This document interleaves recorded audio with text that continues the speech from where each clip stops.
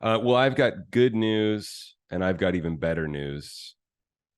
The good news is this is episode 134 of the HCA free webinar series. The better news, we're talking about revenue enhancers. That's some really good news for folks that are tuning in, that are also going to watch this as a recording. Revenue enhancers, the impetus for this conversation, we've had this one before in some form or fashion and piece this all together. But we were getting asked recently, what is a revenue enhancer? And we go, okay, well, we got to spend more time on that. So in typical fashion, yeah. we're giving away this. Yeah, we're trying to give away our best information for free. And this is just some of it. So really good stuff. Yeah. You want to get us kicked off? Let's get going, buddy. Hey, everybody, like I said, thanks so much for tuning in. If you're watching this live or you're watching this as a recording, thanks so much. We appreciate it. Episode 134, Jason Ledlow, Trevor Nelson, and all of our guests. In real time, if you're watching this, if you have any questions about revenue enhancers or anything under the sun, fundraising, go ahead, or triathlon or the weather, Q&A function at the bottom, chat feature over. We'll get to all the questions. A very interactive webinar if you have not joined us before. So please come with any of the questions. It won't be just a bunch of slides and Jason and I talking over them and over each other, although we do like to talk. But revenue enhancers. Oh, state of the end and win, everybody. Sorry. State of the end and win. We are going to give away an auction item that you could use, oddly enough, as a revenue enhancer at your next fundraising event. And we always ask if you get any value out of this, if you're watching this as a recording or you get the recording tomorrow and you've joined us live, share it with someone in your network. There's got to be someone that you know in the nonprofit field, in the space, a colleague, a coworker, that could get some value out of these topics. We've done 134 of these. We've only taken off a couple of holidays for R&R. We've been going pretty steady. We've been cranking out these free webinars, and then also shameless plug, check out Hey Nonprofits Raise More Money wherever you consume your podcast, Apple, Spotify. You can watch it on YouTube. And Hey Nonprofits is our weekly. We actually drip out 2 to 3 episodes a week, shorter form about topics just like this, revenue enhancers and anything under the sun fundraising. So thanks so much, everybody, for joining us. Jay, long-winded topic, of course, because there's so many different revenue enhancers that we can really utilize that'll raise a bunch of money. And we never want to turn our back or, throw the baby out with the bathwater, so to speak, with any of them. But just kind of give us a broad overview of what a revenue enhancer is and what it looks like and how we can use them. Please, sir. So revenue enhancers, thanks, brother. Glad everybody could be here. So a revenue enhancer is just what it says. We talk about where all the money happens. Fundraising, you need to be raising 70, 80% of the money before you ever walk in the door. The days of we're going to have something, we sell some tickets and we're going to see who shows up and then we're going to, cross our fingers that we raise some money. Yeah. That really is over. That would work, 20 years ago, 25 years ago, but nowadays you got to be on your game. And so, but this is about what to do once you've done the work, you've got your sponsorships, got your underwriting, you know what you're coming into. What I'm going to talk about today I really want to challenge everybody. I wore my purple just so that way I'd be kind of neutral, but I'm going to challenge everyone on whether you do big events, small events, whatever, to think about this in the same way. When we talk about a revenue enhancer, we're talking about, so give you an example, the silent auction is a revenue enhancer. The live auction is a revenue enhancer. Funded needs a revenue enhancer. There's games that you can do. And I'm not going to go through all the games. That's not the point of today. But the point of today is what we really, we want to get across is that they are revenue generators. That we're not going to, we want to use them and have fun in the fundraiser, but we want to make sure we are funding our mission and raising money. And I'm going to give you an example. Show of hands, who's done heads or tails in an event or knows what it is, been to an event that did heads or tails. Okay. So it's not my favorite. I really don't like it. And so I was having a conversation with an auctioneer yesterday. We were doing a podcast, recording one. It's going to be coming out. Really great guy. And, I asked Randolph this question. I said, what's your favorite revenue enhancer? What's your favorite thing to do? And he said, heads or tails. Oh, wow. And I said, I hate it. Not mine. Don't like doing it. I don't like doing it. I don't, it's not my favorite, but he really challenged me on it and made me think about, and so it was really good that this was the topic today, and I wanted to bring it up because, usually when people do heads or tails, you sell some beads or a little ring, or you sell something that, people have, and they'll get up there to do their heads or tails, and people sell it for $10, $25, and they get up and they have a game. And if you put your head, when everybody's ready, and whenever he flips the coin, the auctioneer flips the coin and says heads, anybody that's got their hands on their hips, on their tail, they sit down. And so that's how it plays. And I was always like, it just doesn't raise a lot of money. And he goes, what do you mean? He goes, we've raised $125,000, $150,000 doing it. I said, really? He goes, yeah. He goes, why would you ask for any less money on that game than you would anything else? He goes, you got a golden ticket, don't you? I said, yeah. He said, you talk about that, $100. I said, yeah. He goes, why would you do anything different? And I mean, it was like, hello, been doing this for all these years, and I'm still going to school and trying to, learning new things. So what I want to challenge everyone is to think in the terms of raising money and not affordability. And revenue enhancers, that's what they should be. I recommend you do, 5 or 6, no more than that, at your event. You don't want to be nickel and diming people to death. But again, you don't want to nickel and dime them. We want $1, hundreds, thousands. Yep. We're here to raise money. It is a fundraiser. And that means RAISER, not RAZER. So we don't want to cut money. We want to make money. Yeah. I haven't heard that one. I like that one.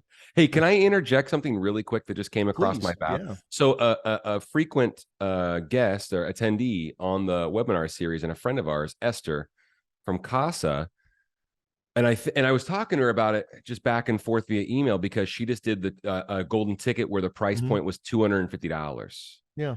And I was happy that she took the plunge, so to speak, and didn't do the $100 golden ticket, because she had success with $100 revenue enhancers before, and she went and decided with her committee and organization to use the $250 golden ticket. Now, she said, we didn't sell all 100 tickets, and I said, that's okay.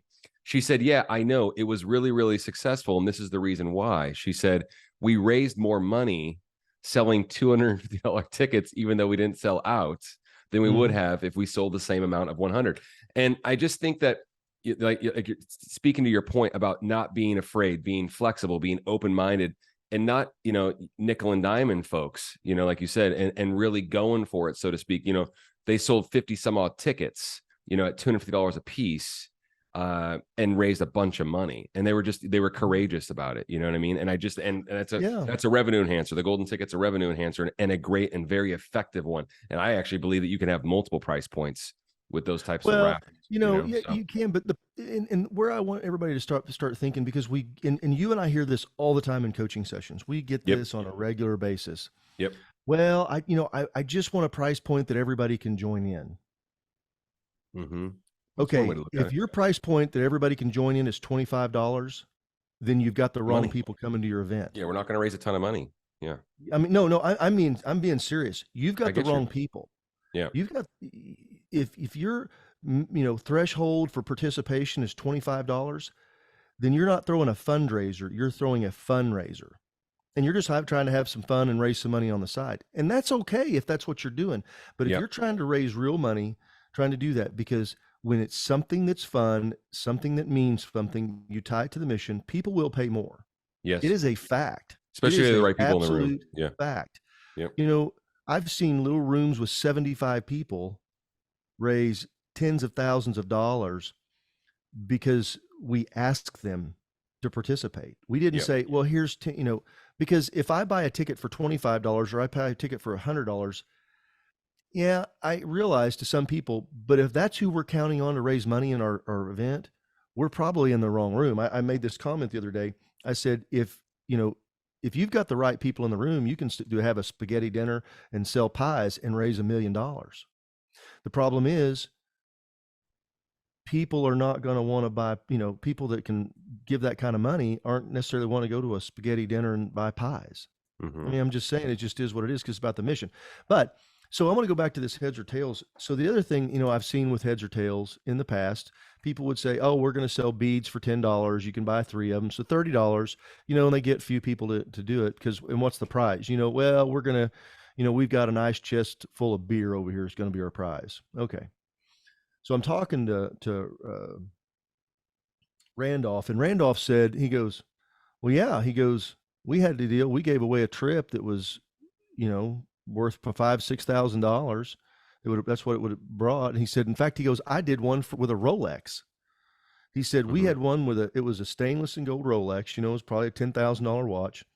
He said, sold tickets for $100, probably sold 250 tickets to get in this game, because the number of people that they had, and not everyone's going to be the same, but it's an example.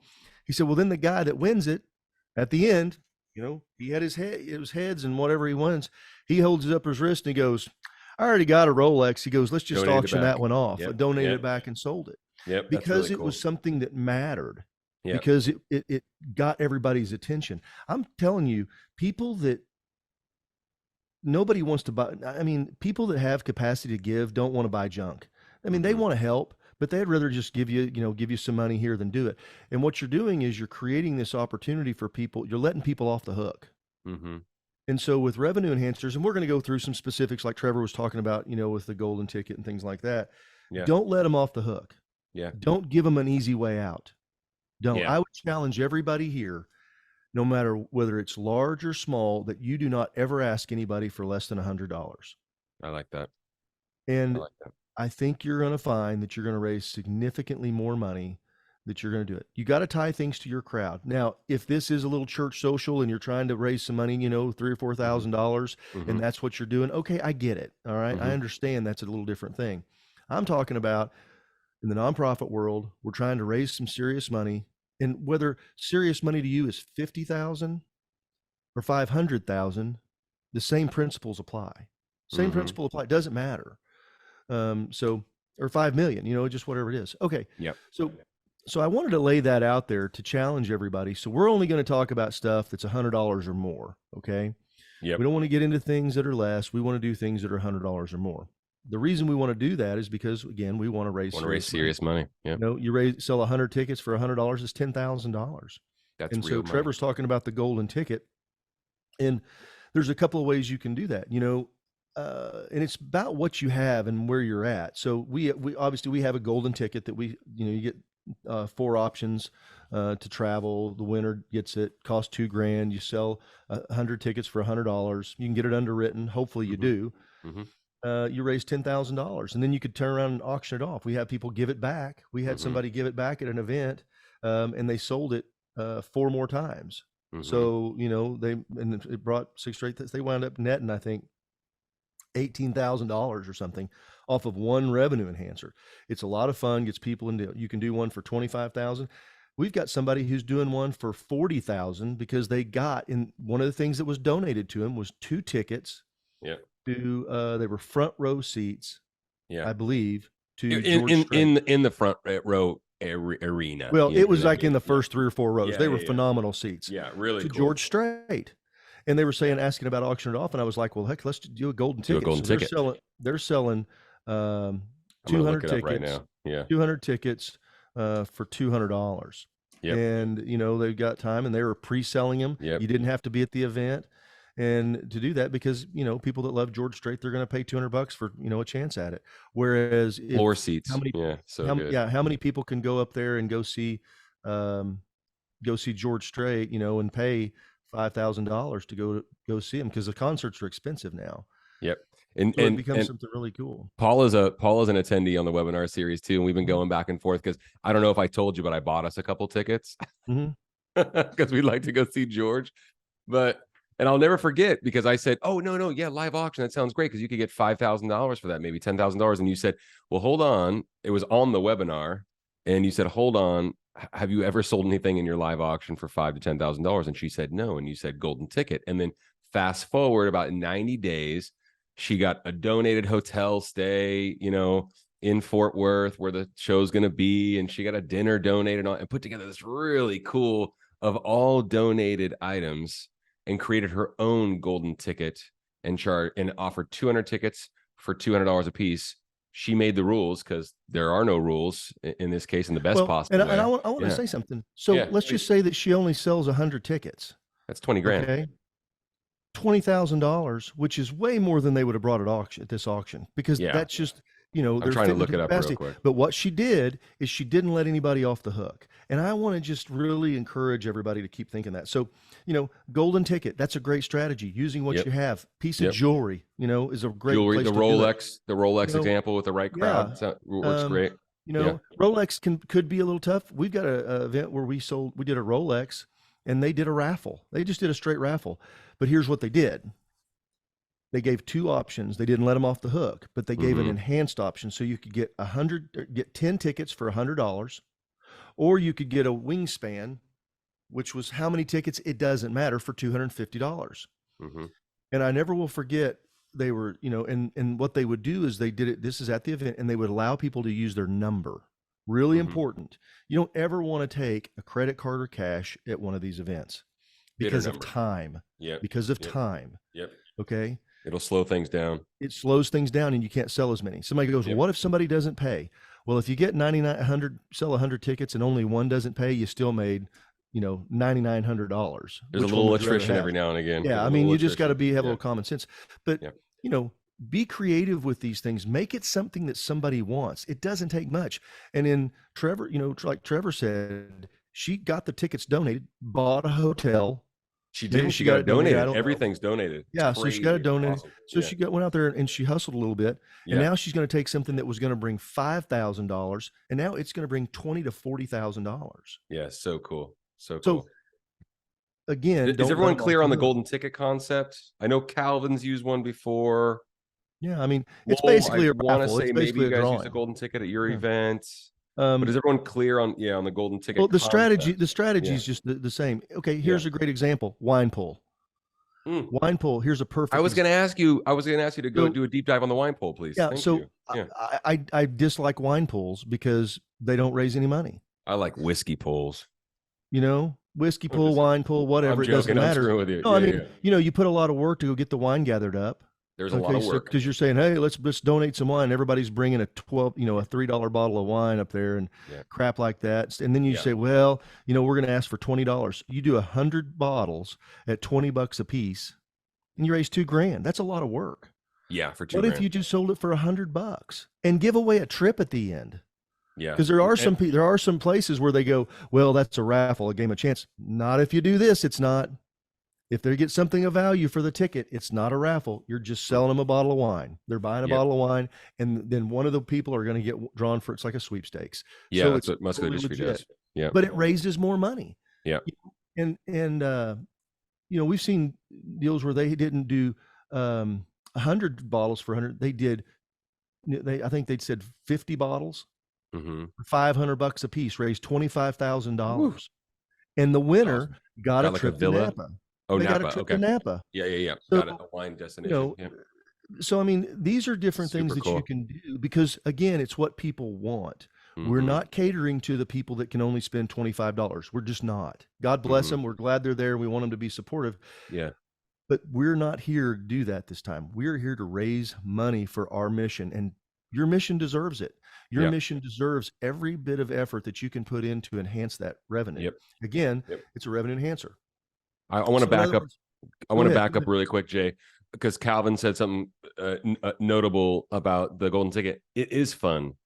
You can sell tickets pre-event and have money in the door before the event even starts. I wanted to back up a little bit about the golden ticket. If you recommend having folks buy the golden ticket right after check-in and check-out, make it available that, hey, have you gotten your golden ticket yet? Right? Immediately. And then what's also really fun about it is if there's any tickets left over, let's say you're offering 100 tickets and there's 20 left over, you can sell them from the stage. Your MC or auctioneer from the microphone can make sure, and you've done this personally, Jason, multiple times, dozens of times. Oh, yeah. I mean, we've had, ticket. just recently, I sold, I think, 83 tickets. From the stage. From the stage. We announced the winner. 17. Announced the winner. That winner. We've got video of winners jumping in the air. Yeah. So it's something really exciting, the strategy of that. But so conceptually, going back to the thing about we don't ever want to do anything less than $100. We want to do, and the other thing I was talking to Randolph yesterday about, and he came right about it. Nobody wants any crap. Mm-hmm. Nobody wants any crap. Yeah. They don't. You're not wrong. Because guess what? We've all got a ton of it. And if we want to buy some crap, we get on Amazon, it's at my door tomorrow. Cheapest price there is. So all those things, something that's changed dramatically, 20 years ago, doing a silent auction, you could put some crap out there, raise some money. Not anymore. Not anymore. And we're seeing something happen in silent auctions that we've never seen before. We're seeing silent auction items bring more money than the live auction item, the most expensive live auction. Wild. And the reason is because it's something out there. Now, they're making money on this stuff too. Now, this is not just where, one person bids, you don't make any money. But I don't want to get into the specifics, but I want to get into the overall mindset. If we're here to raise money, if we're here to raise money, Trevor, why would we take something and put it out there that's not going to do that? Why would you put an item and put the value at $125 in your silent auction? Why would you? Why would we? Why would you even waste your time where it says 125? Why would you give that real estate on your silent auction table? Anybody here been to a live? I'm going to pick on dentists. Anybody there did free teeth cleaning and exam? Yeah, free teeth cleaning and exam. Yep. Why in the world would I bid on that? Lawn service for a month. Well, now I'm kind of into lawn service. So, that might be something I would do. I'm not disparaging landscape architects. Oh no, or dentists. Actually, I'll disparage a dentist. I don't own a lawnmower, and I will never own a lawnmower. You've been to my house, and I don't have a lawn. Yeah, you have rock. Yeah, I have a lot of rock. So I live in the desert. I just want to continue, like I said, whether it's in revenue enhancers, if you guys got any questions or if comment or you disagree or something, please, tell us we want to get that kind of feedback. Yeah. I wanted to share an anecdote. I wanted to share an anecdote, brother, about the silent auction. And I remember it was a Tuesday evening and I'm picking up some Thai food and I'm getting text messages and they're think of like an old PE cork clipboard. You know what I mean? It was a church event, a small church event with under 200 people in attendance. And they had the courage to put a all-inclusive stay to Puerto Vallarta and a Tuscany villa in the silent auction. They hadn't done a live auction before, at least with us. And what was so interesting on a Tuesday evening, and they're all volunteer driven. It's a church, wonderful organization in Idaho. So let's just give you more context geographically. There was a Puerto Vallarta item and a Tuscany villa for $6. Now we sell the Tuscany villa for $6 for $4,500 and change. And they sent me a picture because we had coached them up, as much as they would listen, and they really, really did. And it was awesome. And I wish more people did this regardless if they were with our items or not. But because they were consignment opportunities, we were able to tell them they could sell them more than once. And that's what we hope for, because you can maximize the revenue. But they didn't have junk in the silent auction. They had this world-class villa and an awesome beach destination.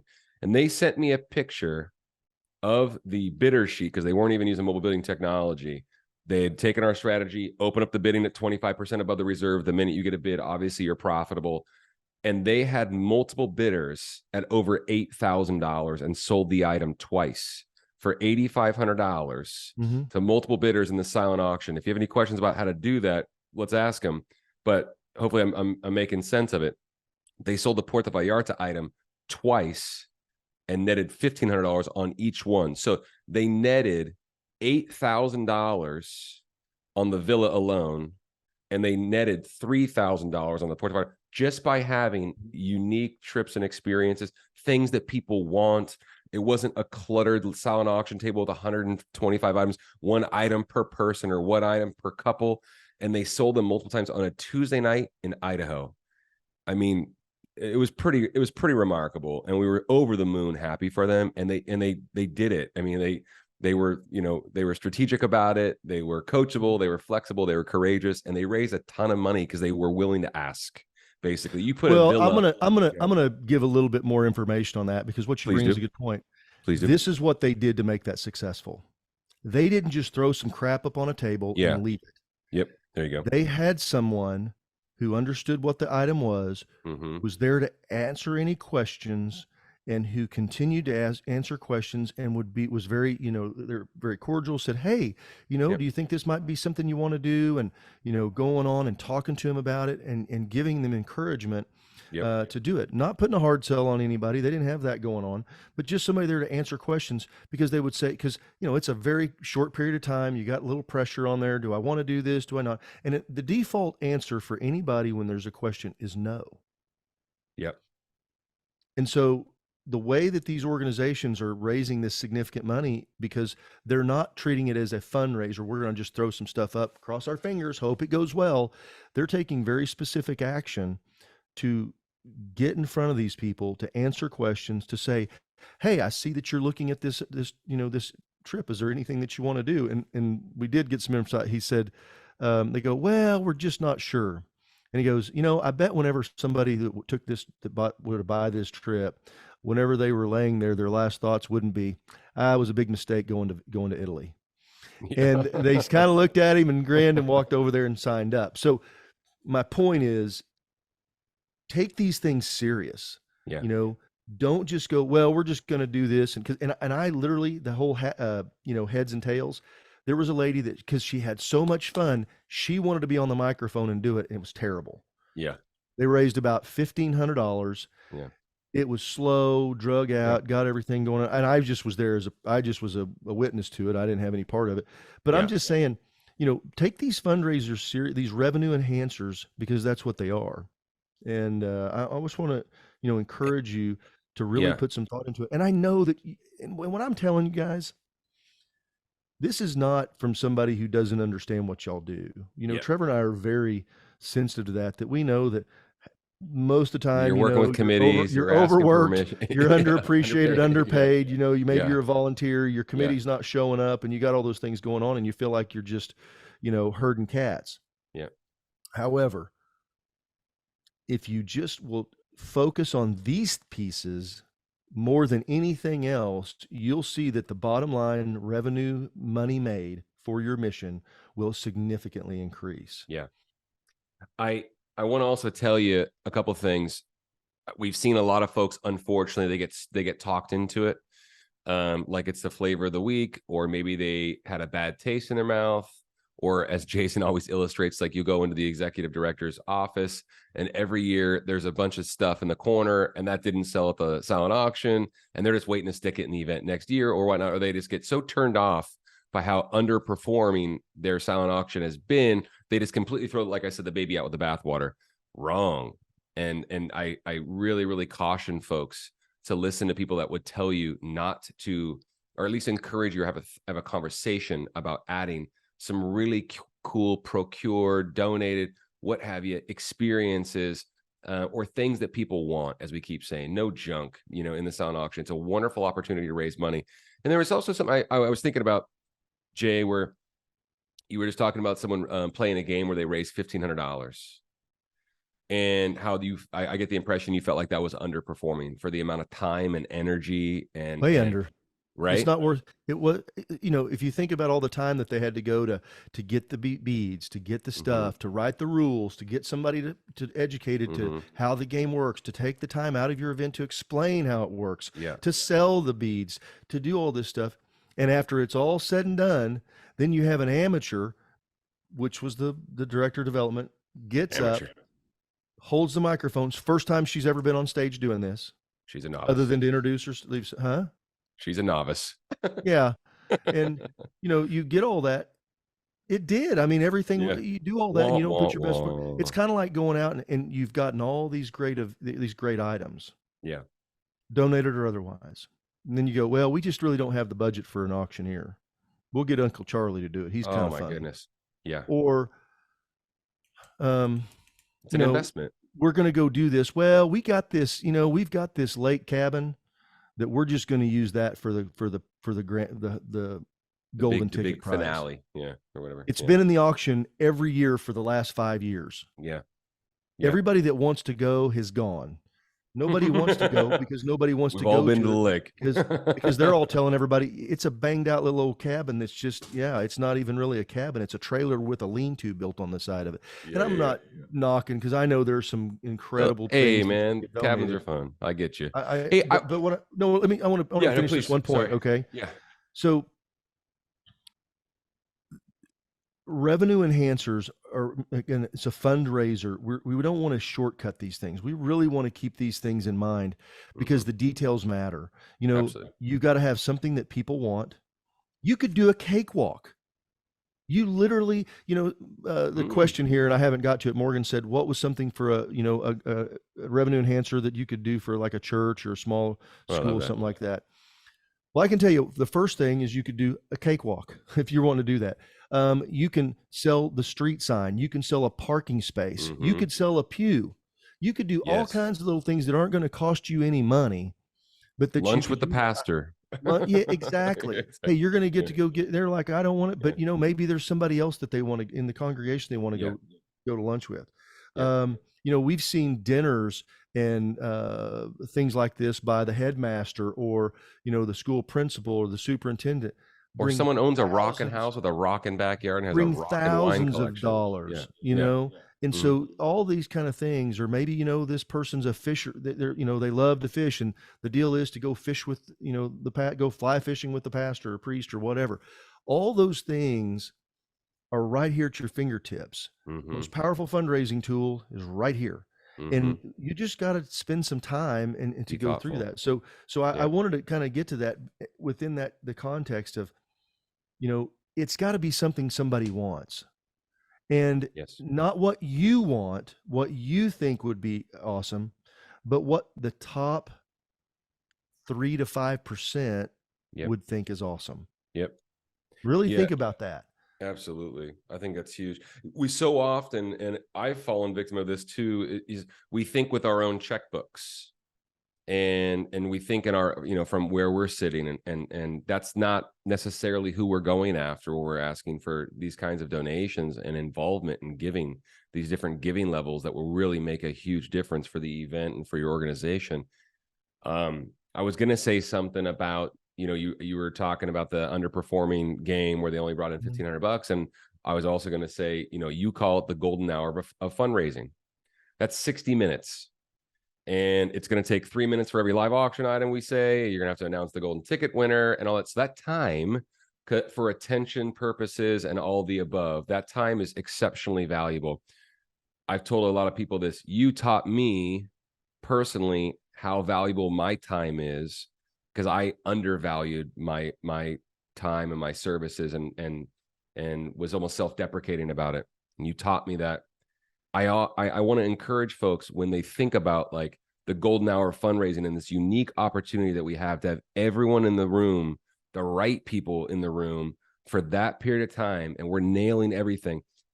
Let's just say your goal is to raise $120,000. In the golden hour of fundraising, and let's just say you have 60,000 pre-committed. So you need to raise $60,000 an hour. That's $1,000 a minute. That's what your organization's time is worth. And I don't think that we reverse engineer that and look at it that way. And you always say, once again, it's like, these are Jasonisms. It's like, remember the money. How much money are we looking to raise? Always come back to the dollars. And if we valued our time in that space, in that moment, if we went about it a little bit more and realized that your organization, your mission, the people that you serve are worth it, I think that we would make better decisions about how we're going about raising that money. You know what I mean? Does that make sense? I hope it does. Completely makes sense to me, because I was doing the calculation, and if you do that, you go, well, that's what the opportunity is there. It's a huge opportunity. And so this is one of the questions everybody goes, well, how do I figure out which ones to do? Okay, how much money do you want to raise? Yeah, always remember the money. I'm going to use Trevor's example. So here are the questions that we always ask. Tell everybody in my team, our team, whenever we're talking to somebody, this is what we have to do. This is how we figure out how we can best help somebody. Because if Morgan calls up and says, hey, I've got a little church social that I'm doing, we're trying to raise a few $1,000s for something. And I go, yeah, okay, here's what you need to do. You need to go have a villa for 6, you need to have Punta Gabriella, you need to have, things that have to bring $30,000-$40,000. That's not going to work. That's not the event. But at the same time, if you've got a room with capacity, and that's the capacity. We have a client down in, several of them, one last night that they sold a villa for 10 or 10 times for $12,000. They doubled the cost. They doubled the money. They made, so they were, $55,000 for a lovely organization. My point is, really lovely. My point is, if you've got to figure out the math. Now, we don't suggest every time it's going to do that, but let me give you an example. So you want to take all the numbers that you need to do. So $60,000, what you need to raise. And, the way that you kind of figure out where you need to be at is, one, what was the most expensive item you've ever sold? I'm not going to talk about first timers. That's a different conversation. It's a little harder. So I'm just going to talk about people that have had at least 2 or 3 events, and you kind of know what's going on. You've got some record behind you. What is the most expensive table that you sold?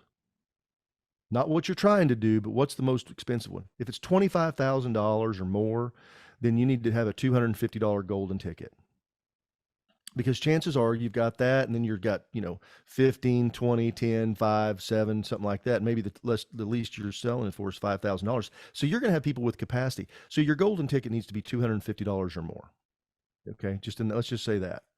Doesn't make any sense to do it for $100 when you've got $250 buyers. And by the way, 9 times out of 10, it's easier to sell the $250 golden ticket out than it is the 100 and raise more money. There's exclusivity there. There's value. There's psychology. Definitely. There's all of it. Yeah. Yeah. Absolutely. So that's one. Live auction. If the most expensive item that you've ever had, you ever sold was $10,000, that's your cap. Maybe you have a little stretch, but that's going to be where you're going to be at. And you don't necessarily want to go out here and try something unless you happen to know, you've done some surveys, and, I know that Lindsay, Julie, Calvin, and Andy all said they would love to go to Ireland. Okay. Mm-hmm. Okay. So, let's do something there. Give people what they want. And we're in the consignment business. That's what we do. But I'm suggesting whether you use somebody else or you can go get something donated or do whatever. We're indifferent to it. Just because you get it donated doesn't mean you want to put it in your live auction. Again, you've only got 4 or 5 opportunities to reach out and appeal to that top group. Okay. Agreed. And so people don't want stuff. They want experiences. It's the funniest thing to me is when somebody has a push riding lawnmower, an edger, a hedge dryer, and a blower and a weed eater and all this stuff. And they go, yeah, we're going to put this garden. That's going to be in our live auction. And then they wonder why nobody bids on it, because nobody wants to do yard work. Everybody's getting their yard done. You got 3 people that love it and they do their own yard in this group. So, put it in the silent auction. Again, we see stuff do great in the silent auction. Yeah. But don't waste your time. Don't waste everybody's time in this precious time that you have to raise some serious money. Silent auction. Yeah. Really simple thing. If you've got 300 people showing up at your event, that means you have 150 checkbooks. That's the way you've got to look at it. Don't look at it per person. Look at it by checkbook. There are some events that are out there that are different. I go to one that's 600 people. It's men. Okay. Yeah. It's all guys. They don't have their wives with them. They're smoking cigars, drinking scotch, and watching fights. That's what they do. So, we've got 600 checkbooks. Really, we don't, because 5 out of 6 are there just to smoke cigars and drink, and they don't give any money because they were invited. But that's they're drinkers and smokers. Yeah. They're eaters and consumers. But so I've got 300 people coming. I have 150. Okay. So in my silent auction, I don't want to have 50 items. I want to have less. I am an exclusive guy. So 30, you want to have, just times 0.2, 30 people. That's it. 30 items. That's what you want to have. Not 300, 30. Okay. Now, can that mean you can't have 40? Of course. You don't want to go, well, Jason said we can only have 30, and I've got this really neat thing. There's some latitude here. Yeah. But less is more. Okay. You want people fighting over a few things rather than, walking past and going, yeah, crap. I'm tired. I'm tired of walking. I'm ready to go to the bar. Yeah. Okay. Games. If you're going to gamify something, heads or tails, Last last champion is another one. champion, doing Yeah. stuff like that. Make it something that's worthwhile. Yeah. Last champion, and I'll explain that real quick here in just a second. I'll come back to it. But again, make these things worth the effort. Yes. Make it worth it. Because I can tell you, if you get people at the top engaged and interested, everybody else is going to follow through because they want to be a part of that crowd. I've never in my life seen somebody at the very tip top that saw somebody at the discount bargain bin going, wow, I think I want to go do that. It doesn't work that way. It's just psychology, it's human psychology and nature and what we want to do. We want to move up, not down. Yep. So keep those things in mind. Go ahead, Trevor, and then I'm gonna come back and I want to talk about last champion. Yeah, I'm working on my articulation of this idea and this strategy with the silent auction, because for some crazy reason I just immediately thought of the silent auction because, like Jason said, we're seeing unprecedented success with the silent. And so it sounds like I'm waving a silent auction flag at the top of a mountain. I'm not. It's just you kind of are. It's supposed to be thought provoking. Yeah. And what was interesting is I was on an airplane on Monday flying home, and I was listening to a podcast. And of course, I think about it in fundraising terms as it's being explained to me. And this very eloquent gentleman is explaining. So when you used to go in and buy a phone, a cell phone at a Radio Shack or somewhere, it's all wires and it looks like someone threw up a bunch of electronics on the walls and the shelves, and it's very cluttered, for lack of a better explanation. And then this Apple company came on with their smartphones and decided to start charging $2,000 for them. But when you walk into an Apple store, there's one wall in the store, for instance, and all it has on it is the iPhone. And the gentleman was explaining how psychology dictates that is an exclusive opportunity. It's a product worth noting. There's almost an out-of-body experience when the box shows up, or you take the box home. For some people, not for me. But it's like a piece of art on a wall. It's like that piece of art has more value because it's alone. And it made me think, not to over dramatize the silent auction, it made me think of what you were just talking about, having 30 really particular awesome items for an event like that are separated, right? Not on top of each other. Like, we go to so many events where it's like, where's the bidder sheet for that? Because in 3 feet, there's 4 items. And so I would implore folks to just have that, have that conversation or think about that when you're dedicating that space, that high traffic, high value real estate at your silent auction table, at your event, and just consider separating things a little bit, just to give each particular item a little more shine, and you'll be surprised at the outcome, because those things and those theories that I just mentioned to you are true, about a piece of art. Okay, I'm gonna ask a clarifying question. So you're suggesting that if they put one item over on a wall by itself, it'll do better? I am not necessarily saying that. I am saying that if we clutter too many items, well, maybe I am saying that. It depends on the item. It depends on the item. I was even thinking about this, Jay. I was thinking we're big on promoting your live auction items and having those in areas where folks can see them. I wouldn't stack, if you're having 4 live auction items, I wouldn't stack them side by side.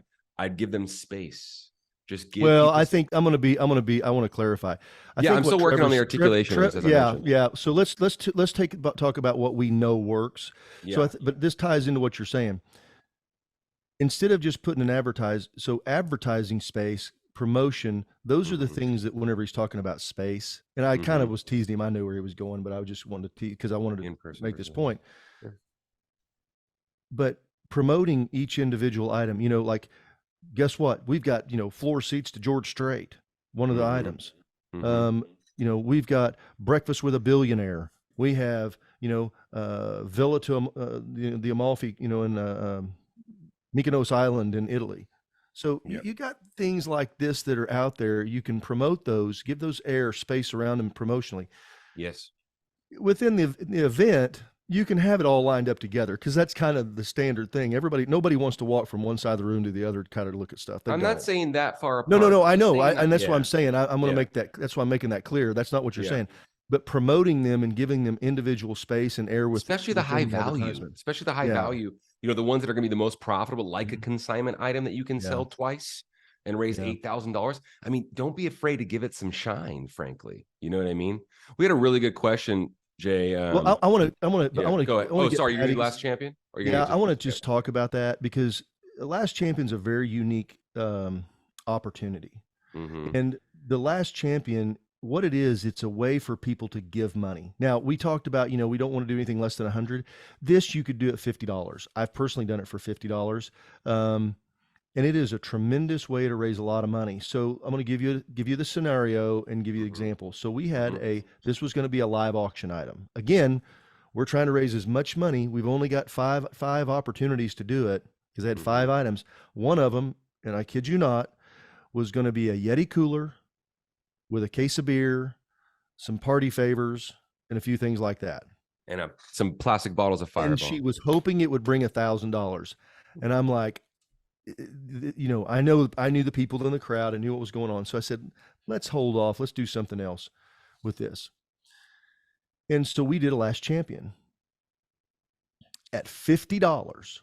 So Last Champion is where every time you hold your bidder number up, the last person that holds their number up gets the item. So example, if Julie raises her number and it's number 100, and I say, number 100, we're going to charge you $50. And then Calvin raises his and it's number 200. Number 200, you've got it now, Calvin. Julie's out. We're going to keep her $50 because she donated $50 to be the Last Champion. And now it's Calvin's. Julie says, no, you're not. I'm going to raise mine. And then they get to going back and forth, and you have people through the room who start doing it. And as fast as the auctioneer can say the numbers, that's how the order is. And it will eventually get down to a couple of people, and they'll go back and forth. So this Yeti cooler with a 6-pack, or maybe it had a case of beer, I don't know, and hats and some party favors, raised $11,000. We had guys, they took a shotgun that was a $500 shotgun, said, hey, can we pull this off the silent auction and go do it? We got some guys that did this, that work with us. Mark West, who really is big on, he knows all these kind of things. And we'll give a link to that as well with this. That's a really good episode. And he just names off like 50 of them, and there's a whole thing of revenue enhancers. Yep. So they pull it off. That shotgun that was only $500 what it would have brought. And I think it had, it didn't even have a bid on it. They pull it off the silent auction. It brings $5,000. So this is a really good money strategy at the end of the evening when everything's done. We're about ready to wrap it up, and we've done the fund to need. And hey, we want to end with a little fun, and so this is the way you can do it and raise a significant amount of money. So my point to all that is, all these things, they're out there, but they're there to raise money. We're not here just to have fun. We want them to be fun. What's the time worth? What's the time worth? But what's your time worth? Why are you here? Let's raise the max amount of money. So let me get to Patty's question. What are your thoughts about in-person versus online auctions? Patty, I can unequivocally tell you we have the data. In-person far surpass online. Does not mean we don't do them, because we have national clients that still do online events, and they're very successful. They promote them very, very hard. Okay. Yep. They're for a very short period. They have a huge donor database. And they have a big database, and they push. I mean, they're just, and we're going to get Scott to come on and do, I think he's to a point where he could do it, to have him come on. We asked Scott to do that in June, remember? Yeah. Okay, great. The timing's good. But without a question, in person is always going to raise more money. There's no question and here's part of the reason why. We're not just talking about the auction. Sponsors, underwriting, all the pieces that go into it, the more things you can do. And when you get a group of people together, the energy is just different. Whether it's online, it's very passive. Okay. It's very passive, and the only people that are going to really participate, quite frankly, are the people that are your tried and true believers in your mission. Okay. So I just wanted, I wanted to get that. So I'm 100% every time. If I can do it in person, I'm doing it in person. Absolutely. But I also think that, they're also apples and oranges. Can you run an online auction leading into an in-person event? For sure. You can get creative. They can also be viewed as apples and oranges, Patty, where you can run a really successful, like Jason said, a really successful online event focused around maybe a particular giving opportunity or a particular, chronologically time in the year, where I'm a big believer in that. I mean, that's where people see things, you know what I mean? People buy things. Why not give them the opportunity to donate online? But if you're asking like head to head, no, that's not. Yeah, as Jason mentioned, you can raise a tremendous amount more money depending on the size and scale of your organization. We see, national organizations with a database and a member base of hundreds of thousands, if not millions of people, right, Jay, where they raise a tremendous amount of money. But we're talking about Yeah. a different And ball game there. we've and I'll tell you another deal. We've had some people ask us about hybrid. In our Sure. experience, quite frankly, they don't do very good. They did during COVID when you could only get maybe 100 people in the room and then everybody else would be online. They did okay. I'm not going to say that you shouldn't have a streaming feature, for instance, during your event so people can tune in and see what's going on. I'm going to say, I'm the opposite. I'm going to say, option. yeah, if you really want to, okay, It's an maybe. option. Yeah. Maybe if you're a university and you're trying to do something, or you're a school and you're trying to reach out to your alumni and have something where you've got this national presence or something. Sure. But hey, Patty, do us a favor. If you have any other questions, because we're running low on time and I want to be polite of your time. That's what. Go to hjafundraising.com and just click on the free coaching button. And, we can spend a half hour, 45 minutes with you talking about what your thoughts are on both, frankly. And if you're having any hardships, just getting over the hump about online, in person, all the above, happy to spend some time. Yeah. Okay, guys, it's time to get a winner. It's time to get a winner. Thanks for sharing, Patty. Thanks for sharing, Morgan. And everybody else. We have got a winner, and if you're ready for that. And their name is Everyone Wins.